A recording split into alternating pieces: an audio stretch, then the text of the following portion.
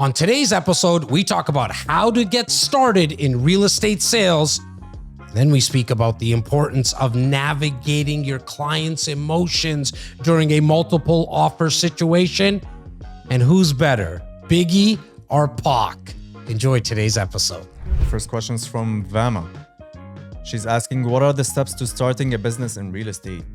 Well, Vanna, depending on which state or province you're in, at the end of the day, you gotta first start off by getting licensed. Now, I always speak about Ontario, Canada, because that's where I'm licensed and that's the province that I'm licensed in. You go to areacollege.com and you get started with the licensing. Now, for my friends and family and my viewers and listeners that are thinking about getting their real estate license, or maybe you're actually in the process of getting your real estate license, it's actually quite simple in terms of going through the licensing process. I always say, look, if someone like myself who barely passed high school can get through it, so can you. I mean, you got to know some math and you got to know some English. Now, what you could do while you're in the process, don't waste this crucial time while you're in the process of getting licensing. And what I mean by that is start documenting on social media that you're getting your license.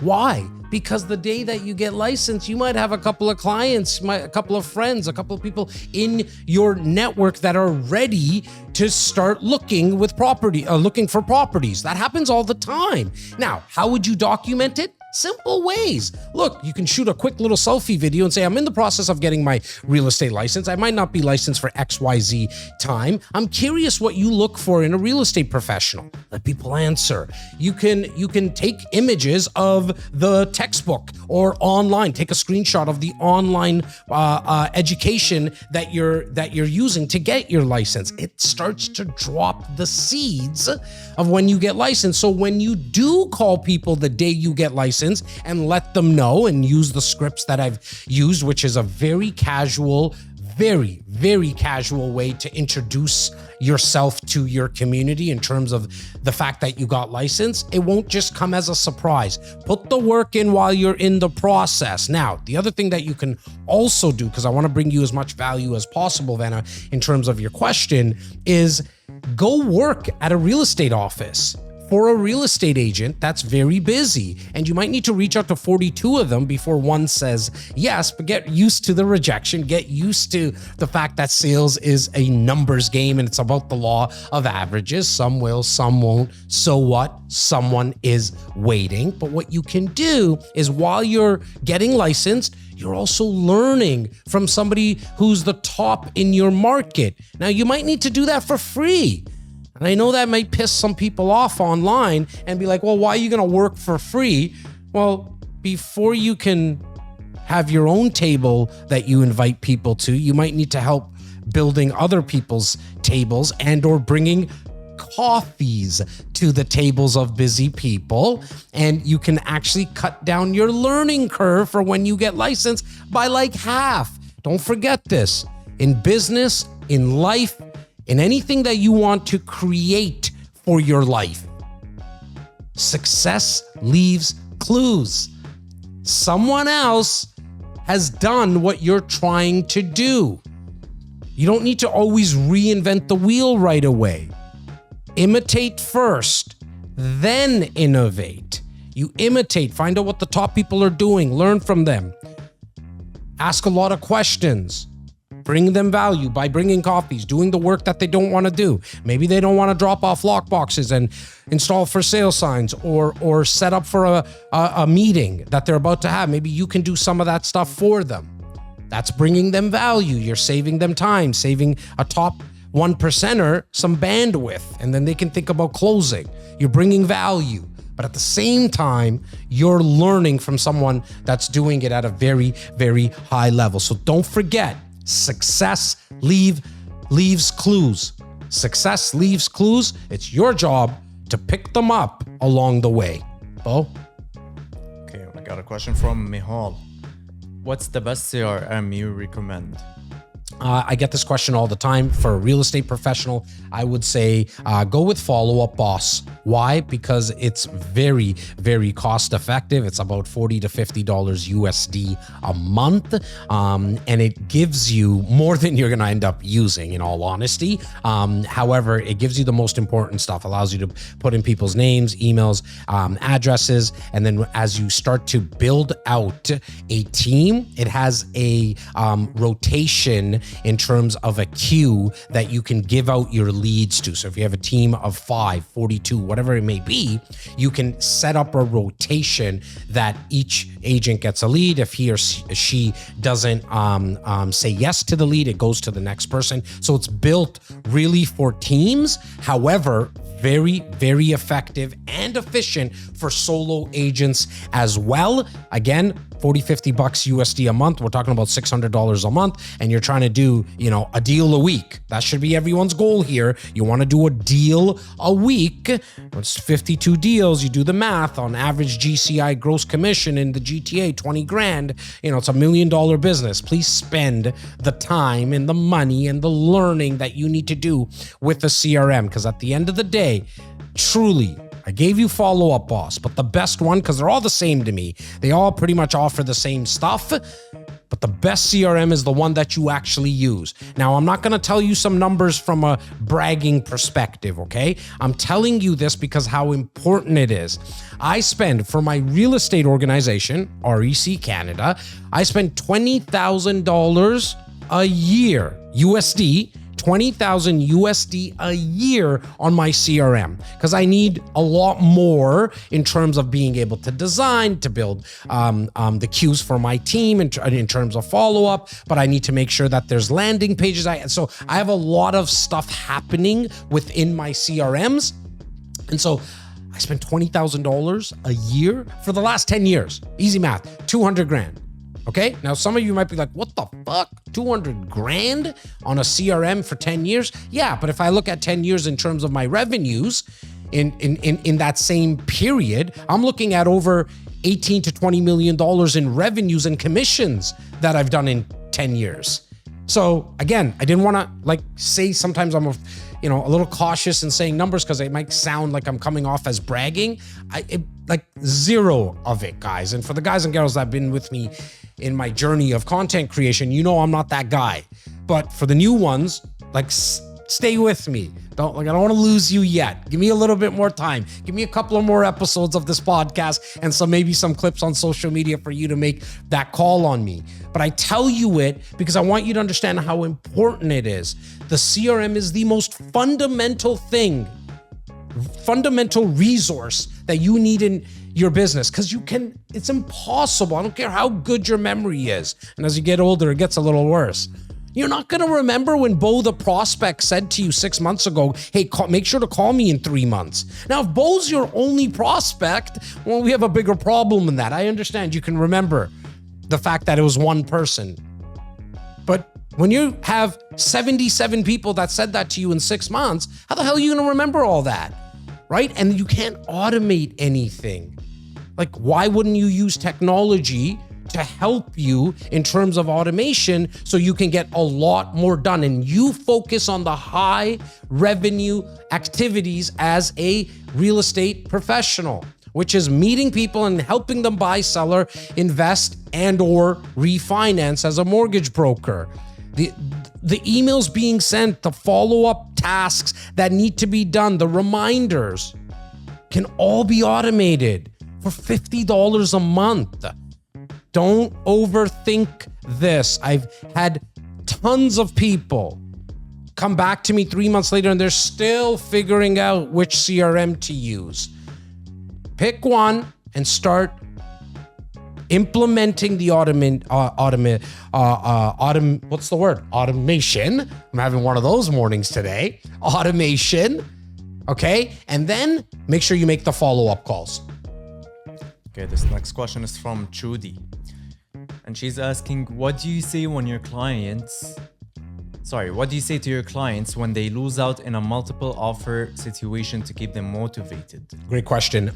Trudy, this is going to start happening even more right across North America again. And what I mean by it's going to happen more, we're going to go into a situation where more multiple offers are starting to happen. We're seeing it a little bit in our greater Toronto area market, not in all micro markets. However, we just came off a massive high in real estate with values because we had a lot of demand and very little supply. At current time of this recording, fall 2024, we're looking at a lot of supply, not very little, and very little demand. Hence why there's no multiple offers. But it's coming.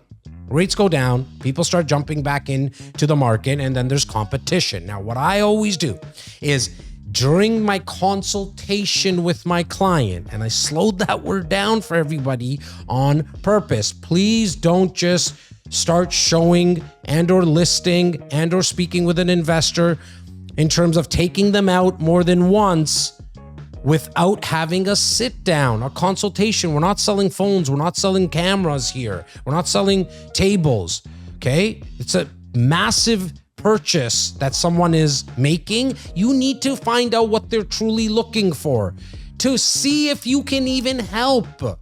And you do that through the consultation. And within that consultation, Trudy, what I'm saying to my client is we might get into multiple offers. Now, what we want to do is put our best foot forward. And here's like the scripting around it for my professionals right now that are watching or listening while you're taking your dog for a walk. I say, Trudy, we might get into a multiple offer situation. That's when there's more than one offer at the table for the seller. And what we want to do is put our best foot forward. We do that by making sure all of our I's are dotted and our T's are crossed in terms of the financing. Let's make sure that we have a strong pre-approval from our mortgage advisor. We might have to do the home inspection just before the offer date, which is a little different when there is no multiple offers because you do the home inspection during the conditional time. So we might need to invest $400, $500 to do the inspection to make sure that the home is sound and you go to sleep well at night knowing everything that we could possibly find out about this home from a structural perspective. The other thing is that we're going to need to have a deposit in hand. We got to get a certified check bank order. So let's make sure that the money's in the down payment. Part of that is going to be a deposit. Let's make sure it's accessible. It's not tied up in mutual funds or stocks. It's going to take us 4 days to get it out. Anything of that. Like we need 5% of the purchase price. So if we're buying $500,000, we want to make sure that we have $25,000 accessible to us so we can write this deposit. Okay? Now, what I'm saying to you, Mr. and Mrs. Buyer, okay, this is part of the scripting on how I help keep my clients motivated if they lose out on multiple offers. I'm saying we have won a lot of multiple offers and we've lost some multiple offers. Why am I saying that? Because I'm giving them the confidence in knowing that, hey, and I say we, because if you're a new agent and you haven't done this before, check with your team, check with your broker, check with your manager, check with other agents in your office if they have experience with multiple offers. If they do, you can say we, because the client is not yours. The client is actually the brokerage's. So you're not lying here. You're telling your client that we have a lot of confidence. And if you haven't lost any, but somebody on your team has, then you can still say we have lost some. Why do you want to say that? Well, because they might lose one. So you want to make sure that they feel if they have lost a property, it's not just them. There's other people. If you go into a multiple offer situation with 15 offers at the table, well, 14 people are feeling the same way. There's only one winner that night.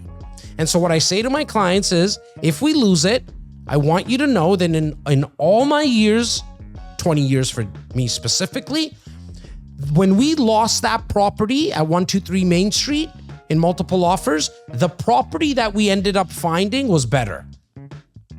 So it was a blessing in disguise that we didn't get it. There was a reason. And you, as a real estate professional, you might not be, you don't believe in God or whatever it is, that's okay. But I still say that there was a reason. The universe didn't want us to get 123 Main Street. It wanted us to get 125 Main Street. So there's always a better property around the corner when we lose it. I don't want you to take it personally. If we lose it, I get your deposit back that we shown them. Yeah, we invested the $400 into the home inspection. Big deal. We're spending hundreds of thousands of dollars on this property. Let's make sure that it's structurally sound. But I want you to know that if we lose it, there's one better around the corner. Okay, this next question we got is from Parm. What would be your best advice for realtors beginning in pre-con?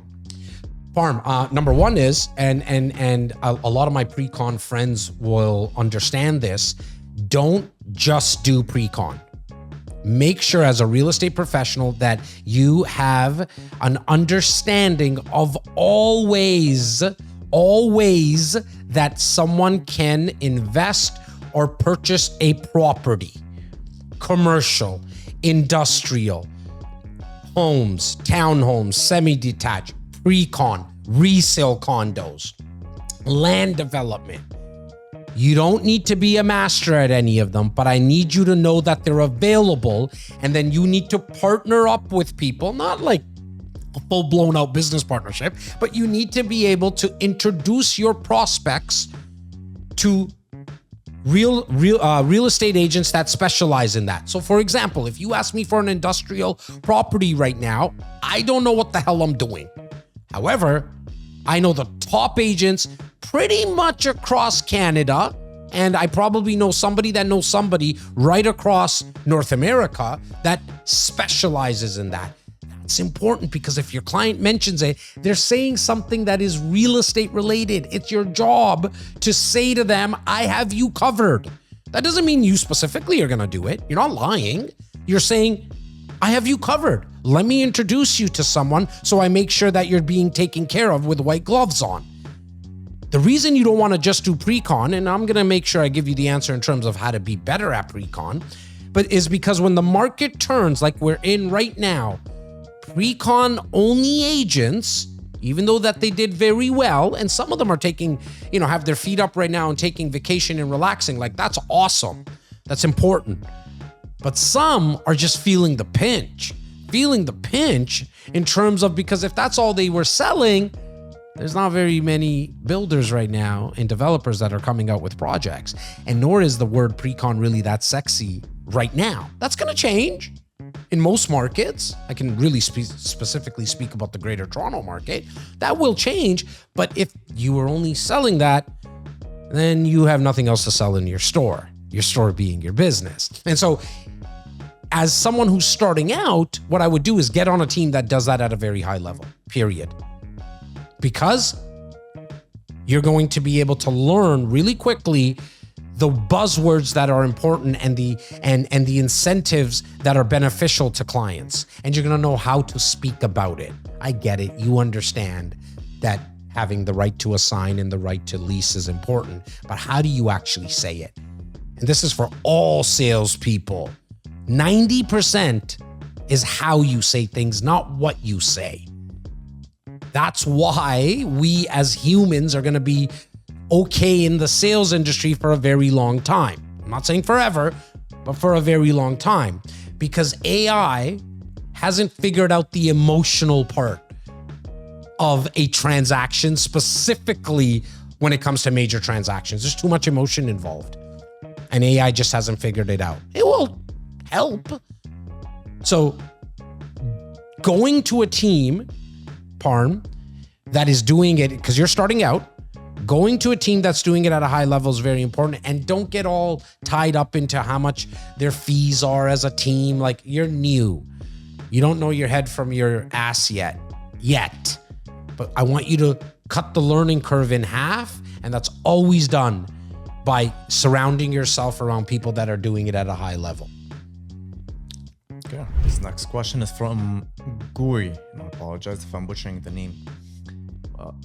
The question says, you do your best. You've been doing well with the names. Yeah. I have a feeling you're wrong with that one, but just continue. Yeah. Okay. I'm sorry for that.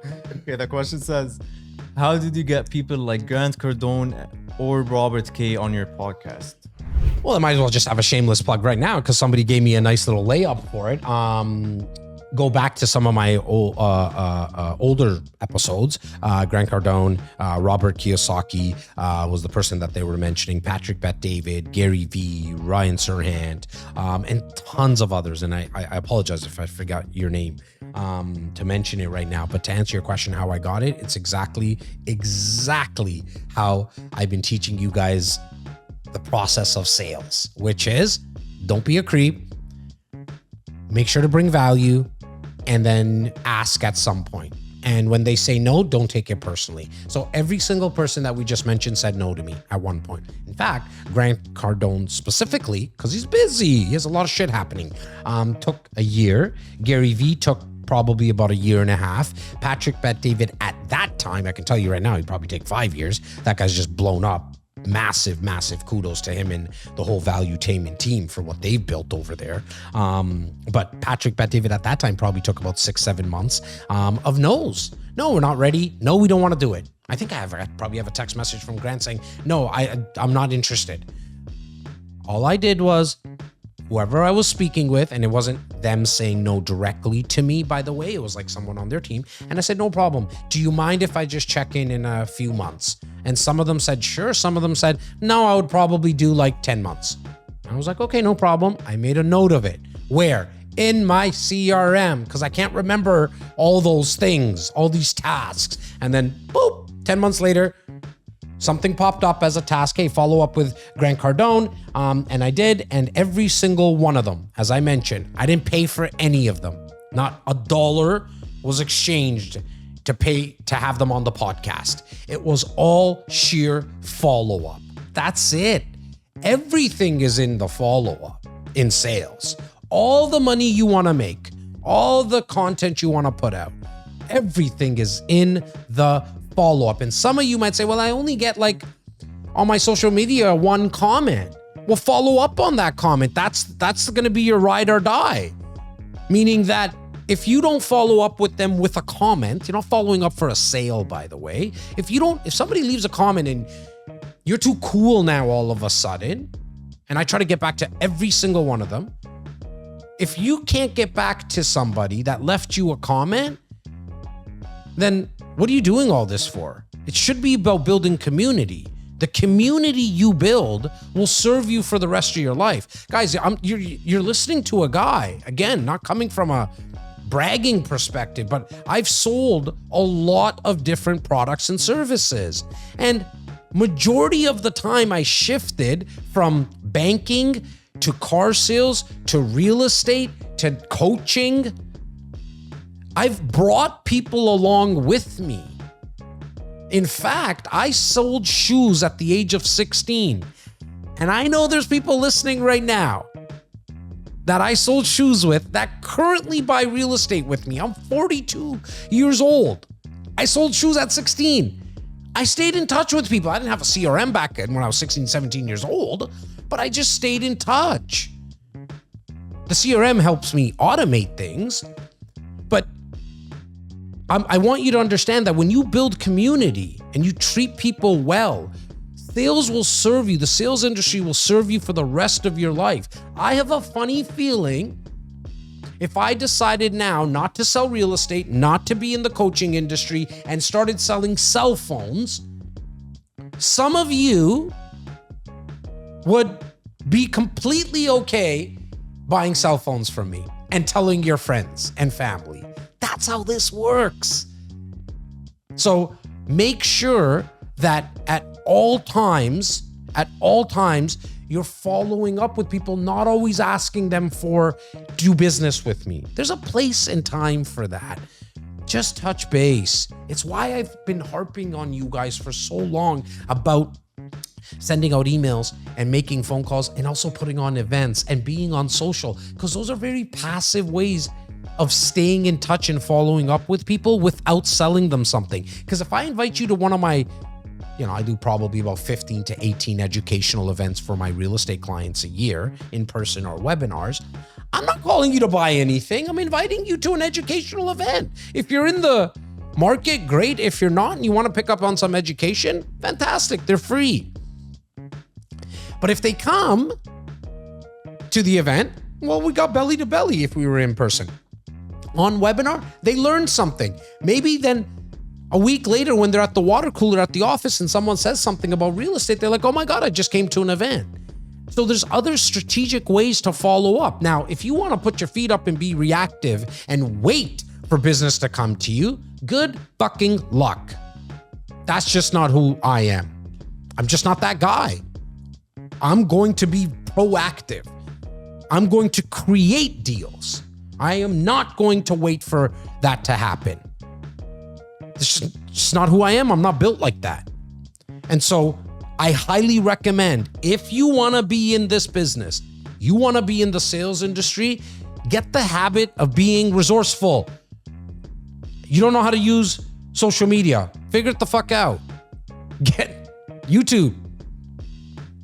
You don't want to be sending out emails figure out how to use a CRM or hire somebody and do it for you. You got choices there.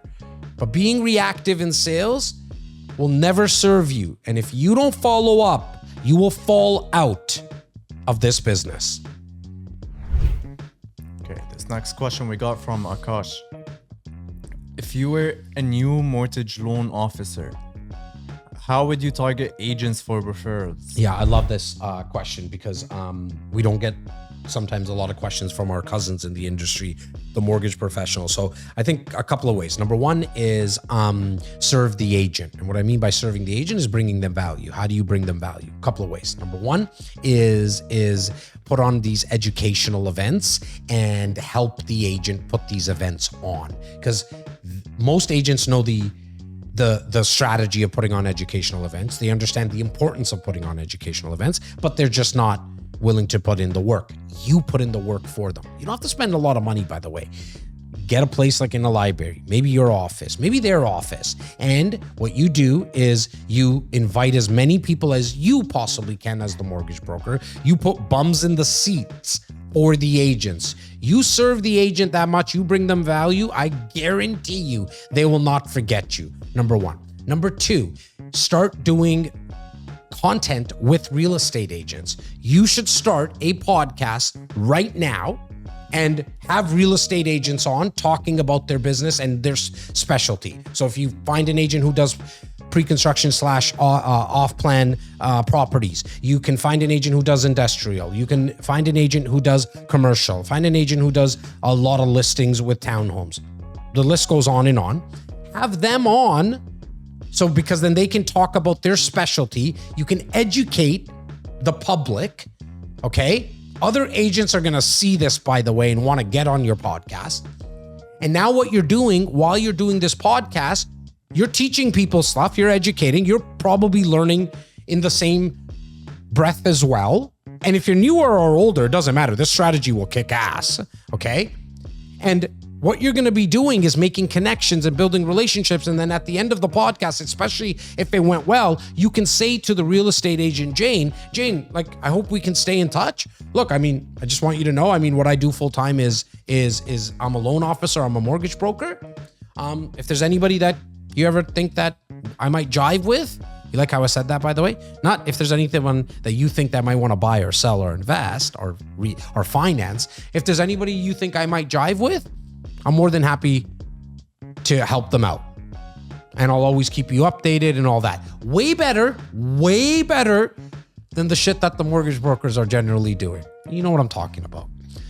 Rate updates. I can show you my inbox right now. I probably get anywhere from 200 to 300 emails a month from mortgage broker. I don't even know who they are anymore. I don't even know how the fuck they got my email. I'm just sometimes too lazy to unsubscribe. With the rate updates, no value to me whatsoever. So I would help the agents do educational events. I would help the agents do content. And then I would call every single real estate agent you possibly can and say, would you like me to help you during your open house? And what I mean by help you is I'll help you set up the signs. I'll hang out there in case people have some questions about how the financing would work for that property. Very valuable to an agent. I don't need to think about what the mortgage payment's going to be on the property or some creative ways of possibly doing financing. And you're going to help me set up the freaking open house?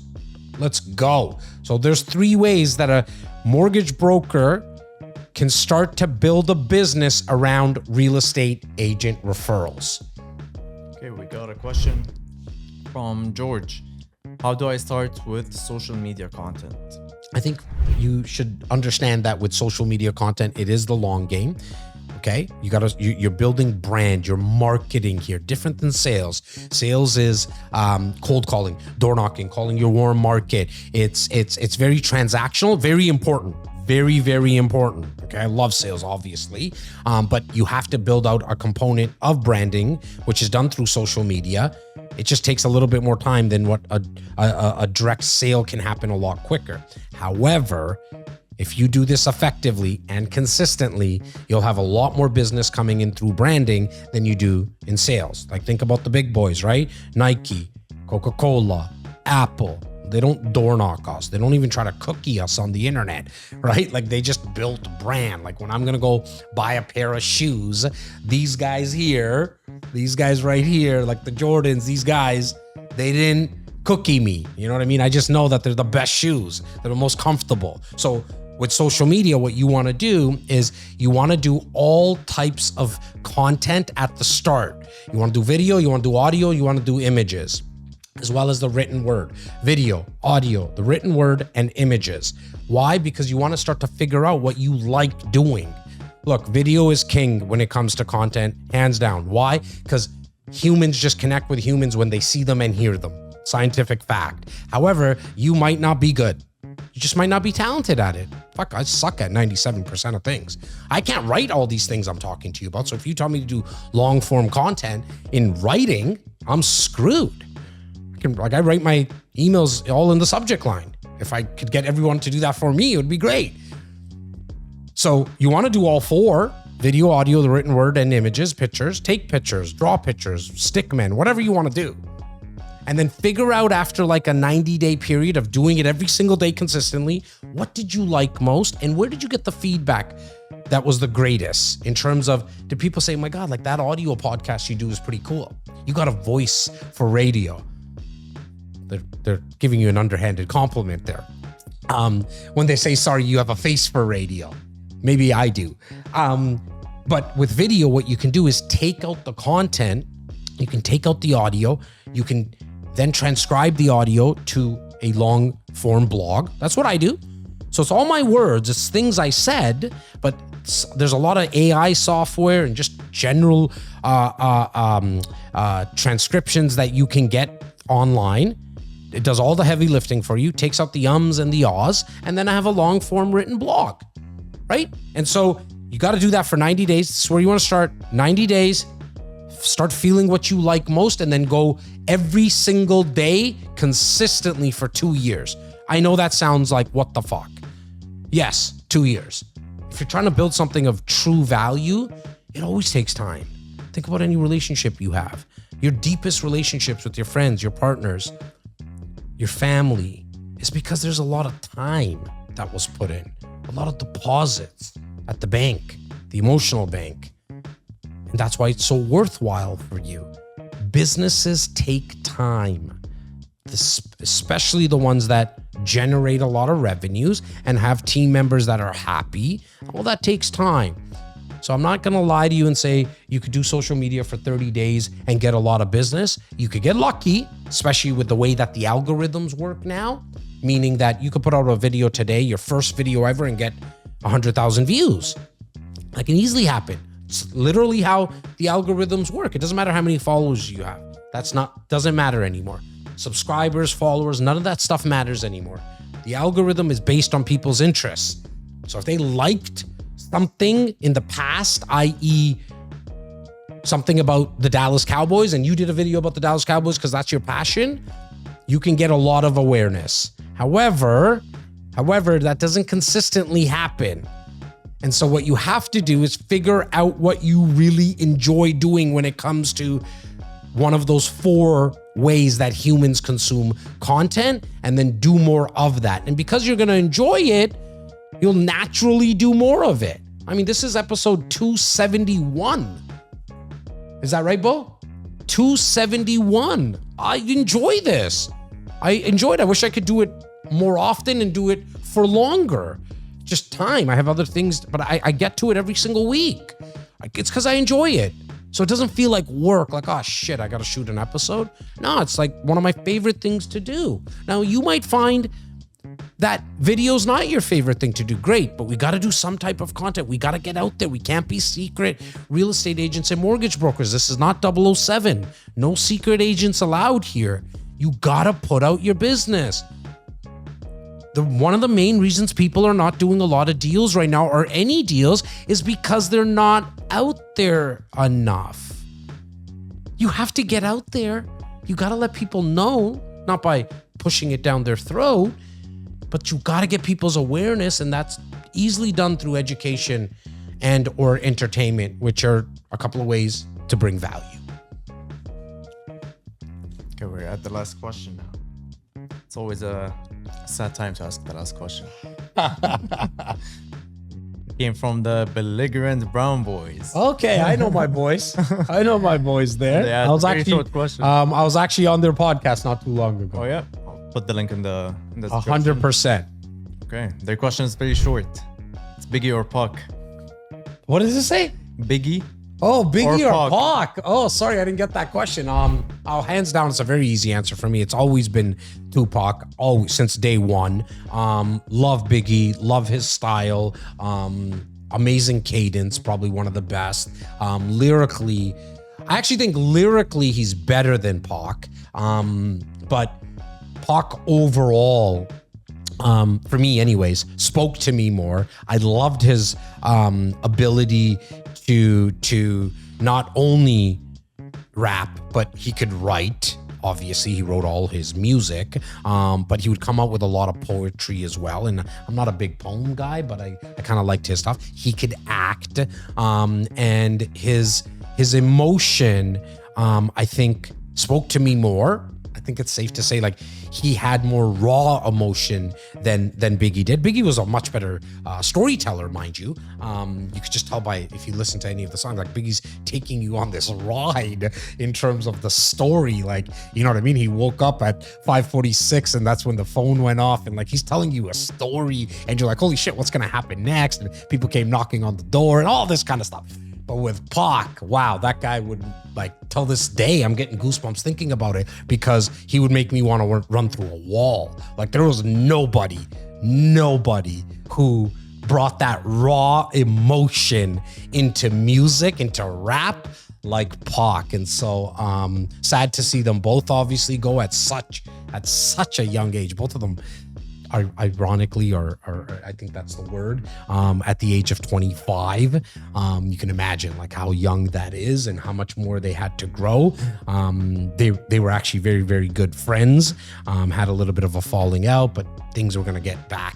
You could just kind of tell. So there's a lot of stuff that happened back in 96 and 97. But all day, every day, Pac, and it's not even his commercial songs that I even relate to, like the California Loves or To Live and Die in LA or Hail Mary, all great songs. But there's a couple of songs that no matter what, I still probably put on a couple of times every month, just as I'm driving. Crazy with a K being one of them, as well as Smile with him and Scarface. Amazing song. Just a positive guy. Once you actually read and listen to his lyrics. That's today's episode. I look forward to seeing you guys next week for episode 272.